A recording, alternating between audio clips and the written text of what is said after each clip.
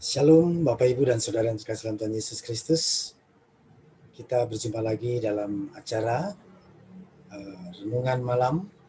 Adapun Renungan Malam pada hari ini diambil dari Kisah Para Rasul pasal yang ke-14 ayat 1 sampai yang ke-7. Sebelum membaca dan merenungkan firman Tuhan, mari kita bersatu dalam doa.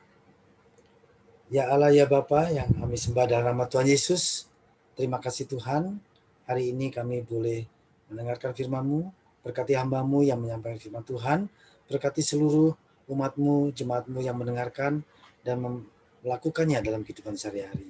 Dalam nama Tuhan Yesus Kristus, kami telah berdoa dan mengucap syukur. Amin. Marilah kita membaca bersama-sama dalam Kisah Para Rasul 14 ayat 1 sampai 7. Demikian bunyinya. Di Ikonium pun kedua rasul itu masuk ke rumah ibadat orang Yahudi, lalu mengajar sedemikian rupa sehingga sejumlah besar orang Yahudi dan orang Yunani menjadi percaya. Tetapi orang-orang Yahudi yang menolak pemberitaan mereka memanaskan hati orang-orang yang tidak mengenal Allah dan membuat mereka gusar terhadap saudara-saudara kita. Paulus dan Barnabas tinggal beberapa waktu lamanya di situ.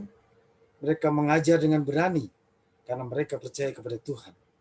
Dan Tuhan menguatkan berita tentang kasih karunia-Nya dengan mengaruniakan kepada mereka kuasa untuk mengadakan tanda-tanda dan mujizat-mujizat. Tetapi orang banyak di kota itu terbelah menjadi dua. Ada yang memihak kepada orang Yahudi dan ada pula yang memihak kepada kedua rasul itu. Maka mulailah orang-orang yang tidak mengenal Allah dan orang-orang Yahudi bersama-sama dengan pemimpin-pemimpin mereka menimbulkan suatu gerakan untuk menyiksa dan melempari kedua rasul itu dengan batu. Setelah rasul-rasul itu mengetahuinya, menyingkirlah mereka ke kota-kota di Likaonia, yaitu Listra dan Derbe dan daerah sekitarnya. Di situ mereka memberitakan Injil. Bapak Ibu Saudara yang terkasih dalam Tuhan, di mana kita mengambil tema pada malam hari ini adalah tantangan pelayanan. Ada dua rasul, yaitu Paulus dan Barnabas.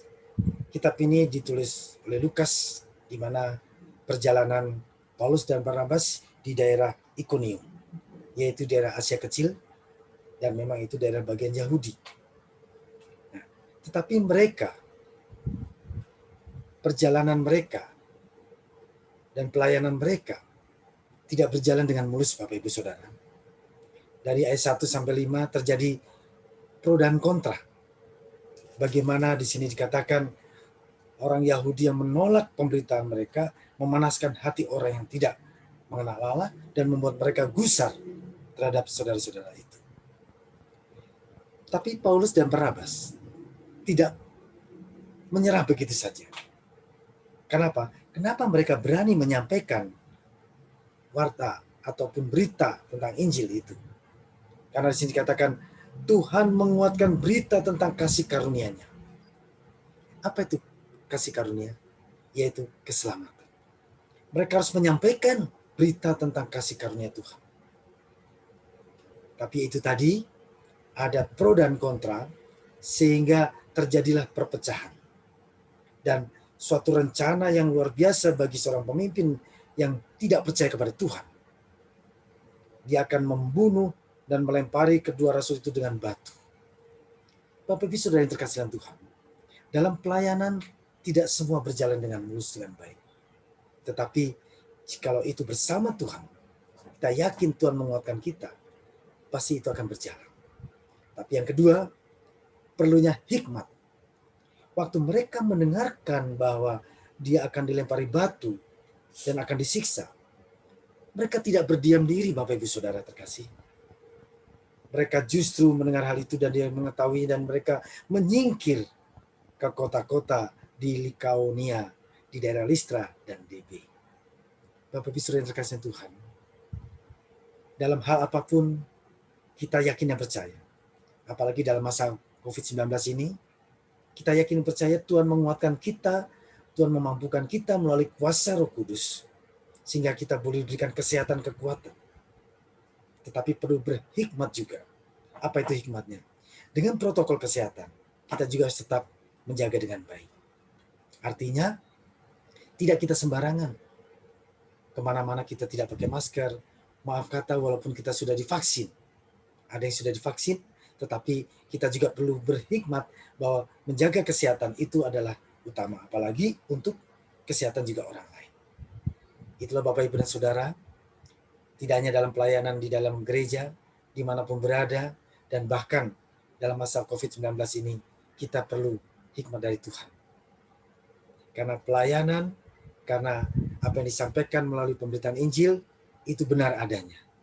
Tetapi perlu berhikmat, kalau memang sudah sampai masanya untuk kita menghindar, atau kita supaya tidak terjadi hal celaka yang mengkhawatirkan hidup kita. Itu perlunya hikmat, dan kami yakin percaya pada waktu Paulus dan Barnabas mendengar ini, yang karena dia akan dilempari dan disiksa, mereka menyingkir, Bapak, Ibu, dan Saudara. Dan mereka tidak tinggal di situ, tetapi mereka terus pergi ke daerah sekitarnya, daerah Listra dan Derbe, dan mereka tetap memberitakan Injil. Mari kita terus berhikmat dari Tuhan, minta kekuatan dari Tuhan, tetapi tetap kita juga melayani dalam kehidupan kita sehari-hari. Bukan hanya sebagai pendeta, tidak hanya sebagai sintua atau majelis, tapi sebagai jemaat. Kita juga bisa menjadi pelayan di tengah kehidupan masyarakat, dalam pekerjaan, lingkungan keluarga. Kiranya Tuhan Yesus memberkati kita semua. Amin. Mari kita berdoa. Ya Allah, ya Bapa yang kami sembah dalam nama Tuhan Yesus, terima kasih Tuhan, firman-Mu yang menguatkan kami, memampukan kami, bahwa pelayanan itu juga penuh tantangan. Tetapi jikalau kami berjalan dalam Tuhan, Tuhan yang memampukan, Tuhan yang menguatkan kami, sehingga kami tetap menjadi pemberita Injil dimanapun berada, dalam tutur kata, sikap, dan perbuatan kami. Terima kasih Tuhan untuk firman-Mu hari ini. Kau berkati istirahat kami malam hari ini, sehingga semua juga untuk kemuliaan nama Tuhan. Di dalam nama Tuhan Yesus Kristus, kami telah berdoa dan mengucap syukur. Amin.